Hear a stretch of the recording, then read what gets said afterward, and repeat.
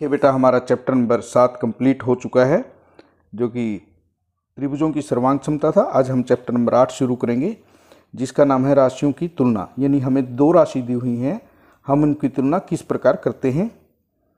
जब भी हम राशियों की तुलना करते हैं तो राशियों की इकाई समान होनी चाहिए। उदाहरण के लिए देखिए, राम की ऊंचाई 160 सेंटीमीटर है और उसके भाई रवि की ऊंचाई 80 सेंटीमीटर है। तो हम इनकी तुलना कर सकते हैं, दोनों ही ऊंचाई हैं। और हम इसे इस प्रकार कह सकते हैं कि राम की ऊंचाई रवि की ऊंचाई से दोगुनी है, या हम कहें कि रवि की ऊंचाई राम की ऊंचाई से आधी है। तो ये हमारी तुलना है। परंतु यदि राम की ऊंचाई 160 सेंटीमीटर हो और रवि का भार 10 किलोग्राम दिया हुआ है, तो इनकी तुलना नहीं की जा सकती, क्योंकि यहाँ ऊंचाई सेंटीमीटर में है और भार हमारा जो है किलोग्राम में दिया हुआ है। और जैसा कि मैंने अभी बताया कि जब भी हम तुलना करते हैं तो दोनों राशियों की इकाई एक जैसी होनी चाहिए।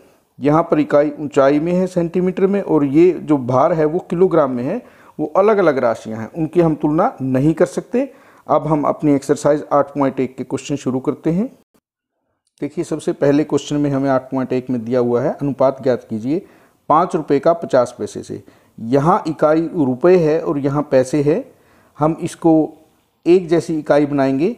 1 रुपये में आपको पता है कि 100 पैसे हैं, और 5 रुपये के हमें पैसे बनाने हैं। 5 रुपये में 500 पैसे। तो इकाई समान करने के बाद 5 रुपये की जगह हम देखिए 500 पैसे लिखते हैं। हमें 500 पैसे का 50 पैसे से अनुपात ज्ञात करना है।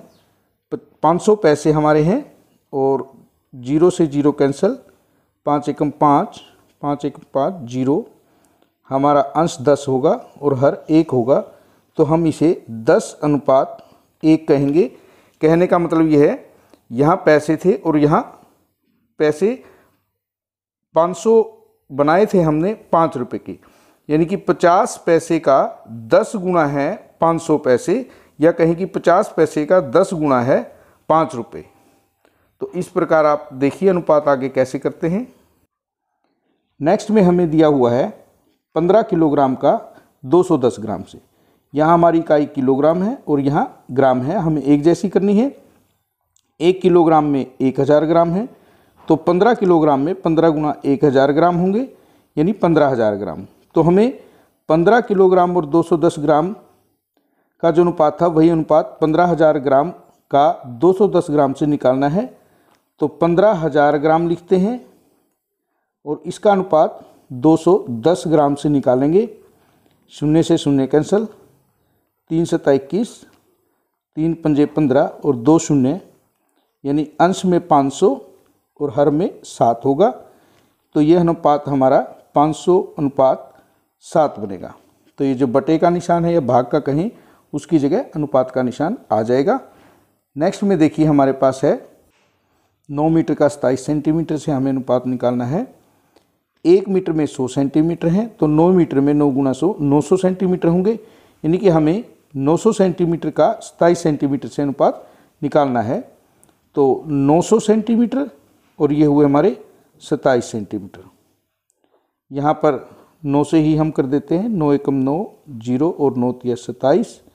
ऊपर हमारा 100 आया और नीचे आया 3, यानी कि 100:3। ये इनकी तुलना है। 3 सेंटीमीटर की तुलना में यहाँ 100 सेंटीमीटर है। अगर 9 से गुणा करेंगे 27 होगा, और इसको 9 से गुणा करेंगे तो ये 900 होगा। उसके बाद 30 दिनों का 36 घंटों से हमें अनुपात निकालना है। एक दिन में 24 घंटे हैं, इकाई हम बराबर करेंगे। 30 दिन में 30 गुना में 24, यानी कि 720 घंटे होंगे। और 720 घंटों का 36 घंटों से अनुपात जब निकालेंगे तो 720 बटे में 36, 36 एकम 36, 36 दूनी 72, 0। हमारे पास 20/1 आएगा, यानी कि 20:1। जो 36 घंटे हैं उनसे 20 गुना है 30 दिनों के घंटे। इसका ये हमारा तुलना करना है। नेक्स्ट में हमें दिया है कि निम्नलिखित एकपदी युग्मों के रूप में लंबाई एवं चौड़ाई रखने वाले आयतों का क्षेत्रफल ज्ञात कीजिए। देखिए, आयत में हमारी 2 विमाएँ होती हैं, एक लंबाई और एक चौड़ाई। और जो आयत का क्षेत्रफल है वो लंबाई गुना चौड़ाई है। यहाँ पर हमें युग्म दिया हुआ है पी क्यू, जिसमें एक लंबाई है और एक चौड़ाई है। हमें क्षेत्रफल निकालना है। सबसे पहले भाग में 10m और 5n, इनमें से एक लंबाई और एक चौड़ाई है। हमें क्षेत्रफल ज्ञात करना है, तो लंबाई गुणा में चौड़ाई के सहायता से हम इनको करेंगे। यहाँ पर पहले गुणांकों की गुणा कीजिए। 10 गुणा में 5, 10 गुणा 5 और गुणा में m गुणा में n, यानी कि 50 mn उसका क्षेत्रफल होगा। उसके बाद नेक्स्ट में है 20x की 2, 5y की 2 लंबाई गुणा चौड़ाई। 20 को 5 से करेंगे 100 और x की 2, y की 2 हमारा होगा। अगले में देखिए 4x और 3x की 2 है,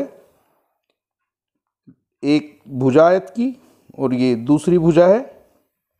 गुणांक देखिए 4 और 3, 4 तिये 12 और x की 1 घात यहाँ है, 2 घात यहाँ है, यानी कि इसको हम कह सकते हैं कि ये 3 बार था हमारे पास।